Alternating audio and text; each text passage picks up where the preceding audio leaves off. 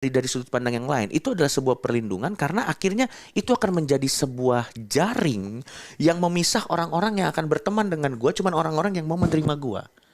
Sehingga akhirnya yang ada di circle gue tuh jarang sekali fake. Teman-teman fake tuh jarang. Iya, toxic Jarang. Karena memang dia untuk berteman sama gue harus melewati beberapa lapis.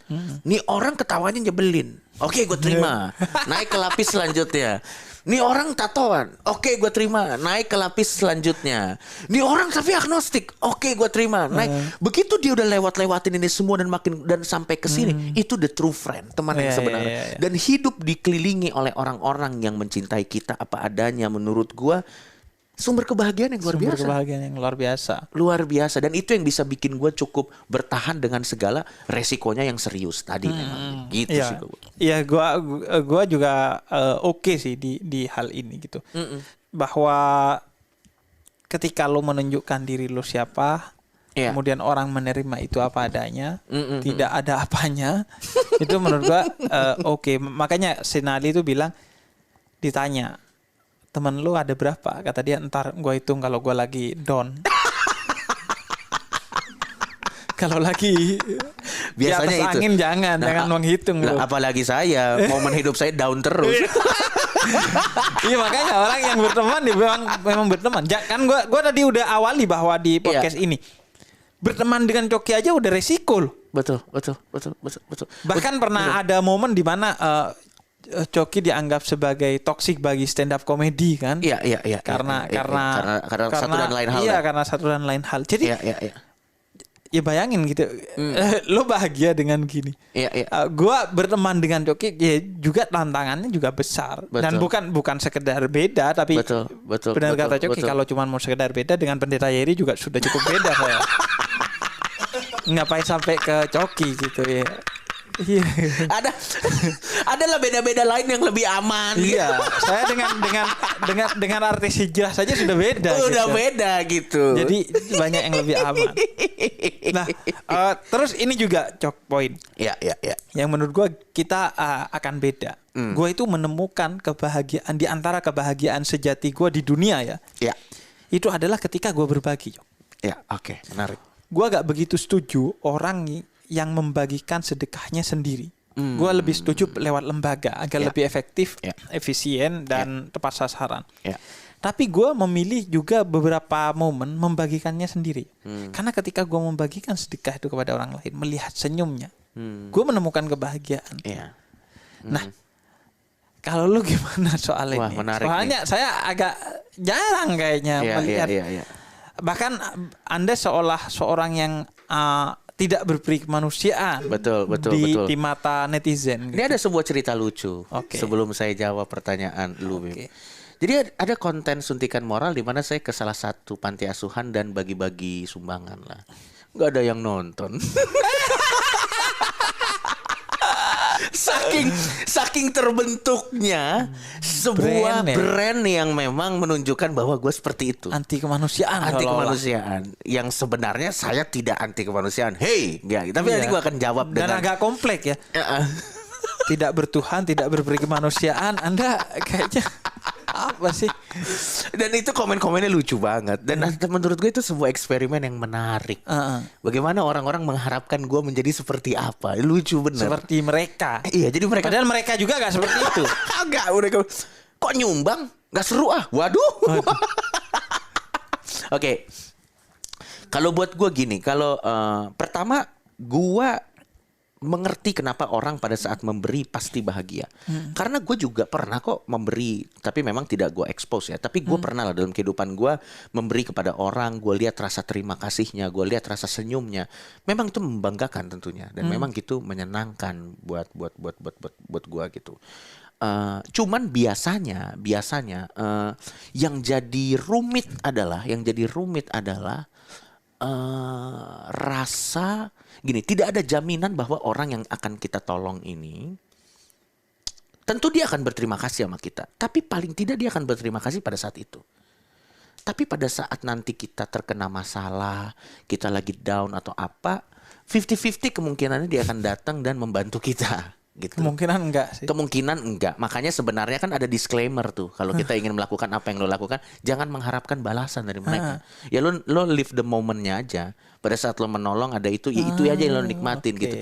Nah gini, gue menghindari diri gue dari kesakitan-kesakitan gini. Gue takutnya nih kalau gue membantu orang gitu, nanti ada harapan kecil di hati gue. Nanti kan gue berbuat baik nih sama banyak orang, nanti orang lain kalau down akan bantu. Gue mencoba menghindari diri gue dari rasa sakit itu. Jadi gitu pertama. Dan yang kedua poin gue adalah apa sih tujuan hidup? Kita kan punya pemikiran fundamental yang berbeda mengenai tujuan hidup. Dimana lu ada akhirat yang penting, kalau gue enggak.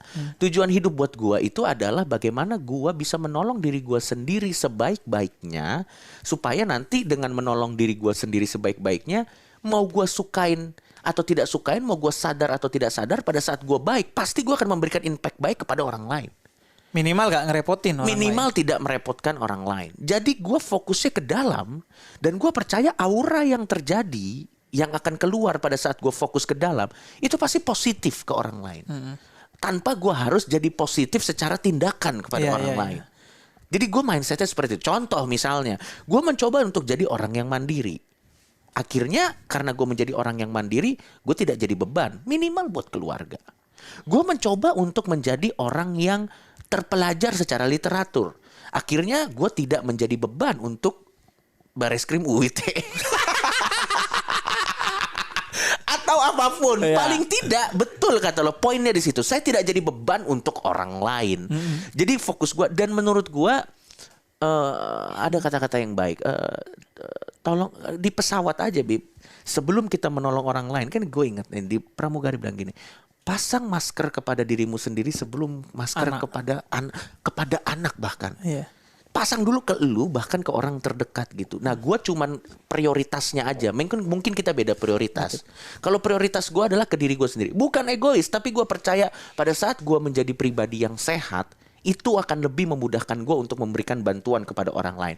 Bahkan pada saat gue tidak memberikan bantuan kepada orang lain, gue adalah pribadi yang sehat saja, itu sudah memberikan bantuan kepada masyarakat kita. Minimal nggak ngerepotin orang. Minimal tidak merepotin orang dan tidak ikut gerakan-gerakan yang separatis atau mungkin mengancam keamanan NKRI dan yang lain-lain gitu.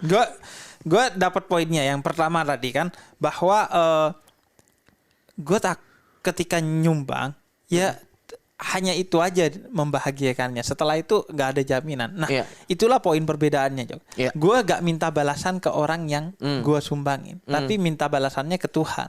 Jadi kalaupun dia mau mengkhianati gue atau apapun, gue ya kecewa sih, tapi nggak sepenuhnya kecewa karena gue yakini bahwa kebaikan itu utamanya adalah untuk diri gue dengan hubungan kita kepada Tuhan gitu. Betul. Itu yang nggak ada di lo kan.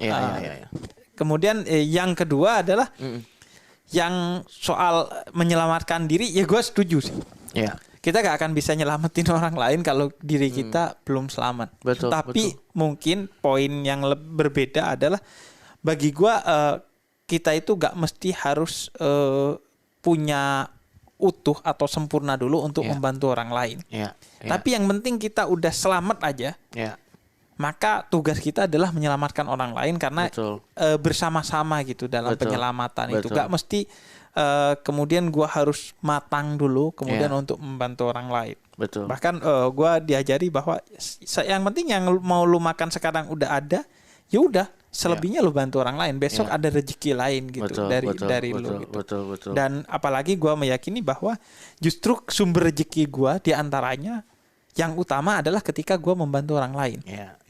Jadi ketika gue bantu orang lain, Tuhan akan bantu gue, karena ada satu hadis qudsi kata Tuhan, gue kelaparan nih, lu kok gak ngasih makan? Maksudnya apa?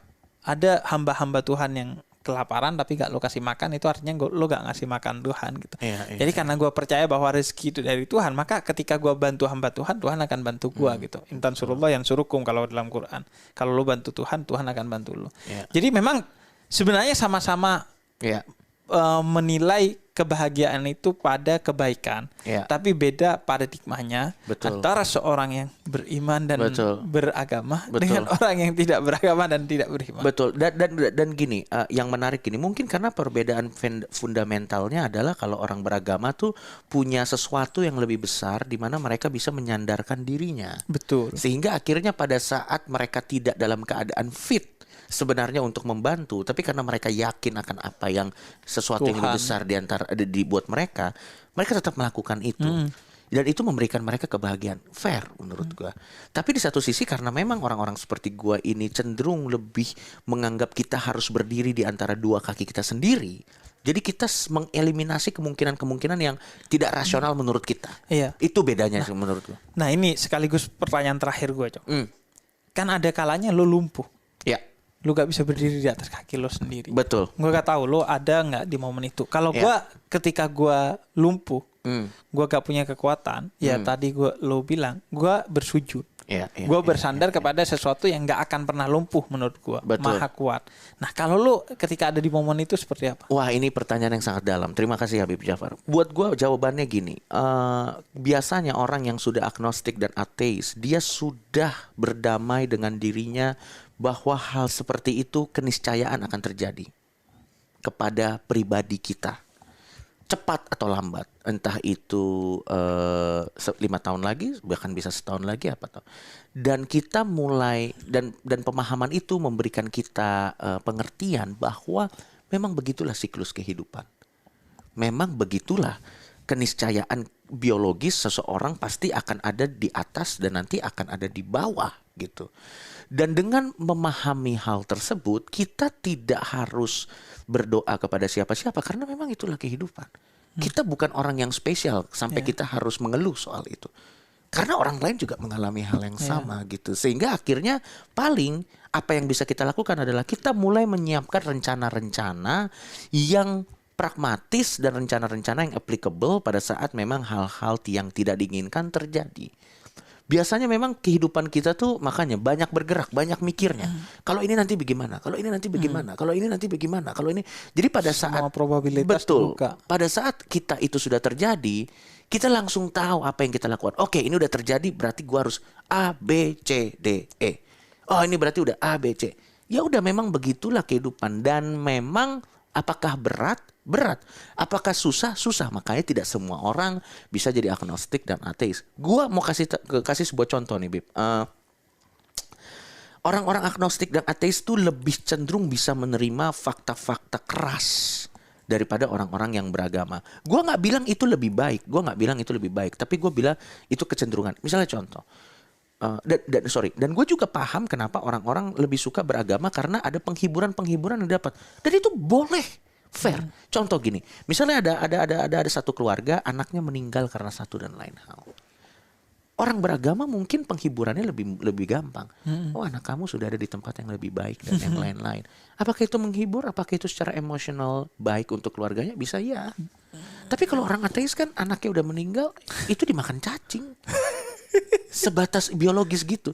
Dan gak semua orang bisa menerima itu. Tapi buat beberapa orang, dengan mengerti bahwa memang begitulah kehidupan, circle of life, bahwa ada anak bisa mati karena apa, atau ada anak kijang dimakan apa, ya udah memang kehidupan. Dan kadang pertanyaannya buat kita tuh bukan kenapa kita, loh, bukan kayak kenapa saya yang menderita, bukan, lah kenapa enggak.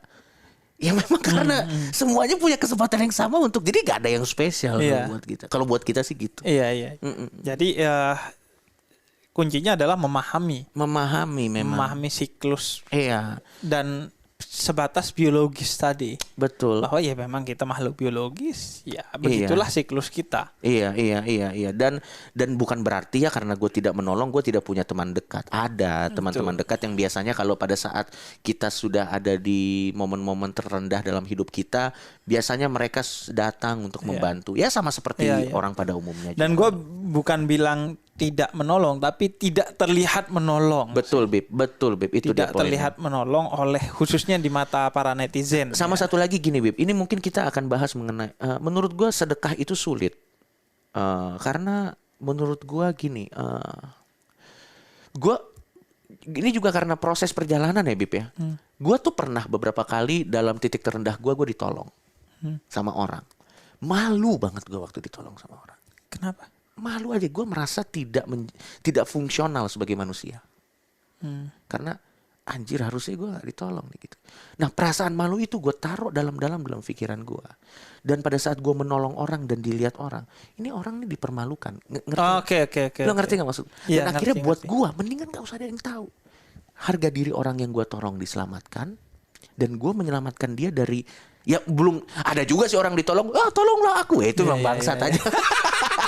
Tapi ke gue sih naruh itu, Bib, kayak gue kalau nolong orang, ini harga dirinya nih dipertaruhkan. Jadi mending orang gak usah tahu. Betul. Orang gak usah tahu. Itu biar gue mau dibilang bego anjing, biarin aja, orang gak usah tahu. Tapi harga diri orang nih gue selamatin. Gitu. Karena harusnya mindsetnya gini. Harusnya mindsetnya yang menolong itu juga harus hati-hati. Gimana ya masuknya ya biar nih orang gak tersinggung ya gitu. Dan orang yang ditolong juga bukan, wah ditolong nih sudah seharusnya, gak gitu. Kayak orang kan juga, aduh gimana. Dan buat gue sulitnya bersedekah itu adalah lu nolong orang, lu membuat perubahan buat hidup orang, tapi nggak ada yang tahu. Betul. Buset deh. Itu. Siapa yang mau melakukannya? Susah banget. Iya, susah. Lebih susah bagi orang seperti lu apalagi kan yang menganggap ya biologis segala sesuatunya kehidupan di dunia. Dan karena itu kalau dalam Islam banyak sekali poin-poin untuk mendukung itu. Mendukung apa yang lu sampaikan. Misalnya kata Nabi, kalau tangan kanan ngasih, kalau bisa tangan kiri pun nggak kelihatan. Kemudian dalam Islam sedekah itu gugur semua pahalanya kalau dilakukan dengan kata-kata atau sikap-sikap yang menyakiti penerimanya. Makanya direkomendasikan agar sedekah itu sembunyi-sembunyi. Meskipun nggak sembunyi-sembunyi nggak apa-apa, yang penting nggak menyakiti. Tapi kan biasanya yang nggak sembunyi-sembunyi itu menyakiti.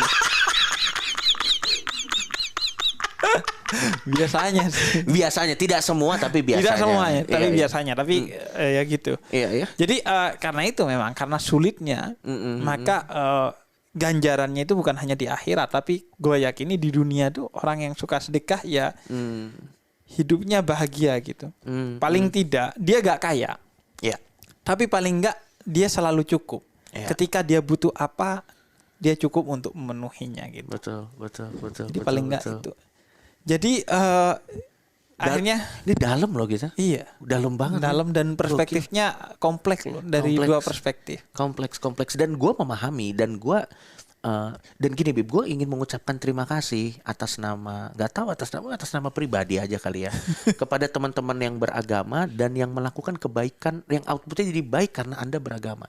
Karena tanpa kalian tidak ada orang yang datang ke Afrika melakukan kebaikan atau apapun agamanya. Tidak ada orang yang datang ke daerah-daerah konflik melakukan kebaikan gitu. Bahkan event pandemi sekarang, kalau gak didorong oleh instruksi-instruksi tokoh agama dengan narasi-narasi agama, mungkin akan jauh lebih berat kita hadapi kondisi. Karena kecenderungannya tidak semua, tapi kecenderungannya orang agnostik dan ateis itu lebih memilih untuk saya tidak usah menjadi beban buat masyarakat. Jadi ibaratnya kalau ada bencana, kita nih adalah orang yang dianggap bisa mandiri. Jadi yang ditolong tuh, jadi kita menolong dalam situasi bencana, kita menolong dengan cara menjadi bagian yang tidak ditolong dalam sistem itu gitu. Iya, pada akhirnya gue sama Coki sepakat bahwa kita itu hidup harus bermanfaat kepada orang lain. Betul. Kata Nabi juga begitu. Sekecil-kecilnya manfaat, tadi Coki bilang, tidak ganggu orang lain. Tidak bikin ribet orang lain, tidak bikin susah orang lain. Tapi kita tidak sepakat bahwa kebahagiaan bagi Coki hanya bersifat biologis, hanya selesai di dunia. Sehingga banyak konsekuensinya dari sana. Bagi gua kebahagiaan itu bahkan bukan utamanya di dunia, meskipun nggak apa-apa di dunia, tapi di akhirat. Sehingga banyak juga konsekuensinya. Betul. Intinya jangan nyusahin orang. Jangan nyusahin orang lain. Minimal jangan nyusahin orang lain. Minimal udah.